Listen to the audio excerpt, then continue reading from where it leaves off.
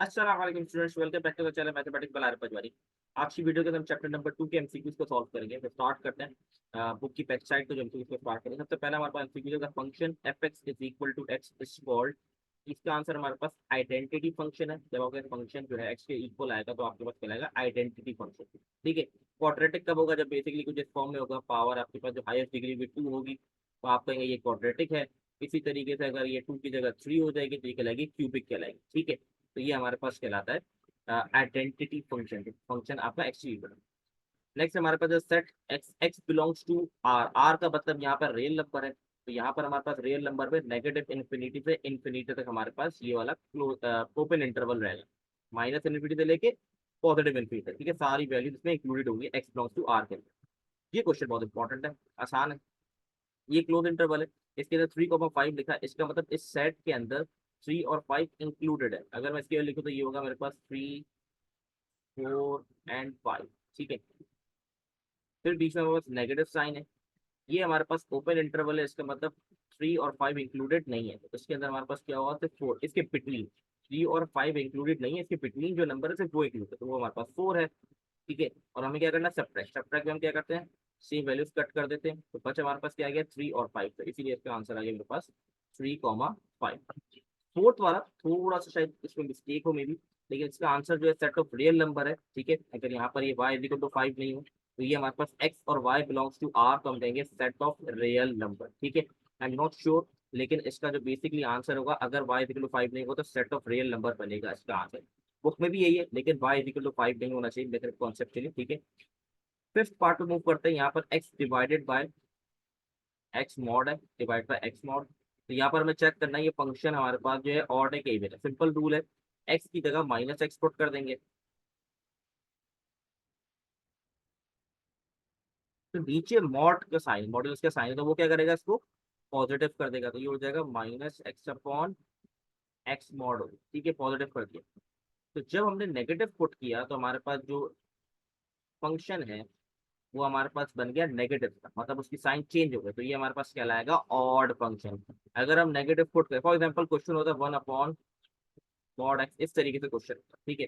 और हमें कहा जाता है कि अब चेक करें कि ये आपका इवन है कि ऑर्डर है। अब मैं अगर एक्स की जगह माइनस पुट करूंगा तो ये मॉडुलस के साइन की वजह से क्या हो जाएगा? ये पॉजिटिव हो जाएगा। तो ये वापस फंक्शन ही बन गया। जब आपने नेगेटिव पुट किया एक्स की जगह माइनस एक्स पुट किया तो वापस फंक्शन ही बन जाएगा, तो वो इवन फंक्शन कहलाएगा। लेकिन अगर नेगेटिव पुट करने से फंक्शन की साइन चेंज हो रही है तो वो कहलाएगा ऑड फंक्शन। ठीक है।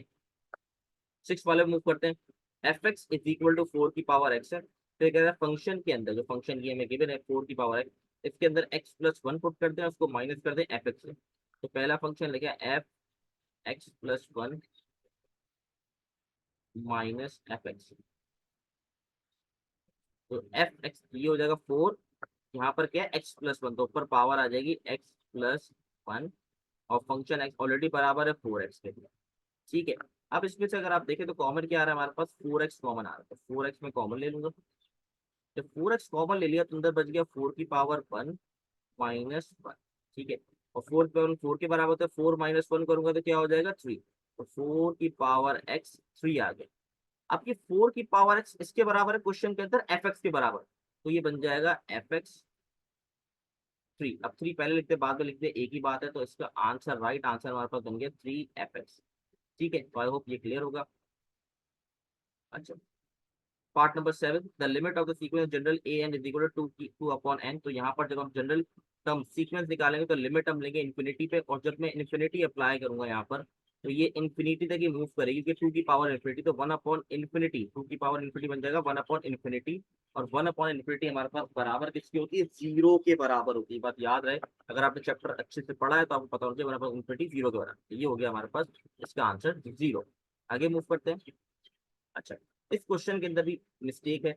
वो मिस्टेक क्या है? यहाँ पर 0 होना चाहिए, क्योंकि बुक के अंदर जो हमने पढ़ा है वो है एक्स बिलोंग्स टू 0 की प्रॉपर्टी पढ़ी है कि जब आपके पास लिमिट एक्स बिलोंग्स टू 0 और साइन एक्स अपॉन एक्स है तो वो किसके बराबर होता है? 1 के। ये हमने चैप्टर के अंदर पढ़ा है। ठीक है। तो यहाँ पर 0 होना चाहिए इन्फिनिटी में। ठीक है। तो यहाँ पर साइन के साथ लिखा हुआ है ए एक्स और नीचे है एक्स, एंगल सेम होना जरूरी है। इसीलिए मुझे क्या कराना पड़ेगा? डिवाइड में भी ए लिखना पड़ेगा, डिनोमिनेटर के अंदर मैं ए को मल्टीप्लाई और डिवाइड करा दूं, ठीक है, डिनोमिनेटर मल्टीप्लाई डिवाइड करा दिया। अब ये जो चीज है ये पूरी चीज किसके बराबर हो जाएगी मेरे पास, वन के बराबर प्रॉपर्टी के मुताबिक, और ए रेसिप्रोकल होगा तो मेरे पास आ जाएगा ए बन जाएगा, मतलब वन अपॉन ए बन जाएगा ए के बराबर, ठीक है। तो आंसर इसका आ गया मेरे पास ए। तो सिंपल, अगर चैप्टर अच्छे से पढ़ा हुआ है तो ये चीजें बहुत आसान है, ठीक है। 9, एक्स स्क्वायर माइनस 9 है तो एक्स स्क्वायर, 9 किसका स्क्वायर, 3 का स्क्वायर होता है, ये हो गया एक्स माइनस 3। इसको ब्रेक कर दूंगा मैं तो ये बन जाएगा एक्स प्लस 3, क्योंकि ए स्क्वायर माइनस बी स्क्वायर का फॉर्मूला अप्लाई कर दिया, और एक्स माइनस 3, डिवाइड में भी है एक्स माइनस 3, ये कट गया, बच क्या गया, एक्स प्लस 3 बच गया, लिमिट क्या है 3, तो एक्स की 3 पुट करूंगा तो 3 प्लस 3 मेरे पास हो जाएगा 6 आंसर। तो इसका आंसर हमारे पास हो गया 6। ठीक है जी, आई होप ये क्लियर होगा आप लोग को। पार्ट नंबर 10, फंक्शन की यहाँ पर हमारे पास क्लोज इंटरवल दे रहा है -1, 4 क्लोज इंटरवल गिवन है, ठीक है। Given that F X equal to X square, function X square के बराबर, कह रहा है फंक्शन के अंदर -3 पुट कर। अब फंक्शन के अंदर -3 पुट करना है, लेकिन जो फंक्शन की मुझे लिमिट्स गिवन है वो क्या है, -1 से लेके 4 तक की है। इसके अंदर -3 नहीं आ सकता, इसकी रेंज के अंदर -3 नहीं है, इसीलिए इसका आंसर होगा डज नॉट एग्जिस्ट। ये बात याद रखनी है, क्योंकि इसकी लिमिट -1 से 4 तक है, इसके अंदर -3 है ही, तो -3 में इसके अंदर नहीं पुट कर सकता, ठीक है। तो ये हो गया हमारा 10th वाला भी कंप्लीट। तो आई होप ये वाला क्लियर होगा आप लोग को। पार्ट नंबर 11 हमारे पास है limit h belongs to 0 sine pi upon 2 plus h। यहाँ पर लिमिट h की 0 है तो डायरेक्ट हम h की जगह 0 पुट कर देंगे, तो ये बन जाएगा मेरे पास साइन पाई अपॉन 2। तो साइन पाई अपॉन 2 की वैल्यू कैलकुलेटर में निकालेंगे तो हमारे पास आ जाएगी 1, सिंपल, ठीक है। ये हो गया हमारा पार्ट नंबर 11 तक। मूव करते हैं पार्ट नंबर 12 पे। यहाँ e की पावर -1 अपॉन एक्स है। सबसे पहले इसको पॉजिटिव कर देंगे तो ये e की पावर नीचे आ जाएगी 1 अपॉन एक्स, पॉजिटिव हो गई। अब यहाँ पर लिमिट 0 है तो सिंपल मैं e की पावर 1/0, ठीक है, e की पावर मेरे पास बन जाएगा 1/0, और 1/0 किसके बराबर होता है, इन्फिनिटी। तो e की पावर क्या हो गई, इन्फिनिटी, और e की पावर इन्फिनिटी हो या किसी नंबर की पावर इन्फिनिटी तो बराबर होता है इन्फिनिटी के, तो ये पूरा इन्फिनिटी हो गया। तो 1/इन्फिनिटी किसके बराबर हो गया, 0 के, लेकिन प्रीवियस सवाल भी कर चुका है, तो ये हो गया हमारे पास 0, ठीक है। 13, if limit F x exist if and only, अगर लिमिट कब एग्जिस्ट करती है, जब लेफ्ट और राइट हैंड सिंपल हमारे पास सेम हो तब हमारे पास लिमिट एग्जिस्ट करती है, ठीक है। तो ये सिंपल सा आंसर हमारे पास हो गया। यहाँ पर प्रॉपर्टी लग रही है, कौन सी प्रॉपर्टी, देखिए यहाँ पर 1/n है तो इसका रेसिप्रोकल n होता है, वो पावर में होना जरूरी है। तो सिंपल मैं क्या करूंगा यहाँ पर, क्योंकि limit n belongs to infinity है, तो ये बन जाएगा 1 प्लस 1/n की पावर n, और -7 को मैं बाहर ले जाऊंगा, ठीक है। तो ये जो पूरी टर्म है अंदर ये बराबर होते हैं e के, ये प्रॉपर्टी है, तो ये बन जाएगा e की पावर -7। तो ये आ गया मेरे पास ए इसका करेक्ट ऑप्शन, ठीक है। अब ये थोड़ा सा इंटरेस्टिंग है, यहाँ पर लिमिट ऑफ सीक्वेंस लगानी, मतलब लिमिट हमारे पास किसके बराबर होगी, लिमिट हमारे पास इक्वल होगी इन्फिनिटी के, ठीक है, लिमिट हमारे पास इन्फिनिटी की इक्वल होगी। अब यहाँ पर एक सीक्वेंस गिवन है 1 पाई की पावर -1 पाई की पावर -2। तो अब सिंपल लिमिट देंगे एक्स, ये n बिलोंग टू इन्फिनिटी, और पाई के ऊपर आ जाएगा मेरे पास -1 n-1, ठीक है, n-1 मेरे पास आ जाएगा। अब ये n-1 किस तरीके से आया, क्यों आया, क्योंकि ये जो पावर्स है ना इसको देखते हैं मैंने n-, अगर आप देखें पीछे पावर -1 फिर -2 फिर -3 हो रही है, ठीक है। अब चेक भी करते हैं, n की जगह अगर मैं 1 पुट करूँ तो क्या हो जाएगा, 1 - 1 0 हो जाएगा, तो पाई की पावर 0 किसके बराबर होती है, 1 के, तो बिल्कुल सही सीक्वेंस बनी है। अगर मैं n की जगह 2 पुट करूँ तो 2 - 1 क्या होगा, मेरे पास 1 हो जाएगा, और बाहर माइनस है तो माइनस का 1 बन गया, ठीक है। इसी तरीके से अगर मैं 3 पुट करूँ तो 3 - 1 क्या होगा, 2, और बाहर माइनस है तो माइनस का 2, तो बिल्कुल एग्जैक्टली सही सीक्वेंस मैंने बनाया। अब पाई की पावर नेगेटिव है, इसको पॉजिटिव करने के लिए मैं नीचे ले जाऊंगा, तो ये जगह n-, तो बाहर वाला नेगेटिव साइन खत्म हो गया, पॉजिटिव हो गया। अब यहाँ पर लिमिट क्या है मेरे पास, इन्फिनिटी, तो ये मेरे पास बन जाएगी इन्फिनिटी आ गई। तो ये पाए की पावर इन्फिनिटी है तो वो किसके बराबर हो जाएगी हमारे पास, 1/, ये पूरा बन जाएगा इन्फिनिटी, और 1/इन्फिनिटी किसके बराबर होता है, 0 के, ठीक है। तो इसका आंसर भी मेरे पास आ गया 0। तो आई होप ये वाला क्वेश्चन आप लोगों को क्लियर होगा, ठीक है। अब next which of the following represent parametric function, तो हमारे पास पैरामीट्रिक फंक्शन रिप्रेजेंट करता है x equal to F T और y इक्वल टू GT, ये हमारे पास पैरामीट्रिक फंक्शन रिप्रेजेंट करता है। ठीक है, तो आई होप ये वाला क्लियर होगा, बहुत आसान सा क्वेश्चन था। नेक्स्ट पार्ट पे मूव करते हैं हम।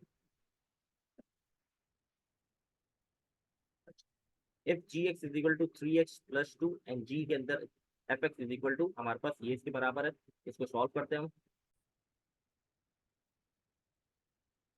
सिंपल, हमारे पास g fx is equal to x, तो हमारे पास g fx इक्वल टू 2 के इक्वल आ जाएगा। ठीक है, क्योंकि फंक्शन 2 पुट कर रहे हैं हम सिंपल, तो यहाँ पर हम क्या करें, g के अंदर fx पुट कर रहा हूँ, तो ये मेरे पास जब मैं इक्वेशन लिखूंगा g की, तो किस तरह 3x की जगह लिखूंगा fx plus 2 is equal to 2, ये 2 से 2 कट गया, तो मेरे पास बन गया 3fx इज इक्वल टू 0। 3 आ जाएगा, क्या हो जाएगा मेरे पास, डिवाइड हो जाएगा, तो ये बन गया मेरे पास 0। तो एफ एक्स का फंक्शन क्या हो गया, 0 हो गया। अब यहाँ पर पूछ रहा है एफ फंक्शन के अंदर 2 पुट करे, तो एफ एक्स का फंक्शन ऑलरेडी 0 है, तो अब मैं कोई भी वैल्यू पुट कर दूँ तो वो 0 ही रहा, कोई डिफरेंस नहीं आएगा, तो इसलिए इसका आंसर हो गया 0। ठीक है, आगे मूव करते हैं नेक्स्ट पार्ट पे। नेक्स्ट है द वैल्यू ऑफ के पर विद द फंक्शन, तो बेसिकली हमें चेक करना पड़ेगा यहाँ पर के, और कि K is equal to X equal to 0 है, तो वैल्यू किस तरह निकालेंगे, लिमिट एक्स बिलोंग्स टू 0 लेंगे हम सिंपल। देखिए चैप्टर की कॉन्सेप्ट अच्छे होना बहुत जरूरी है, अगर एमसीक्यू आपने अच्छे से करना है।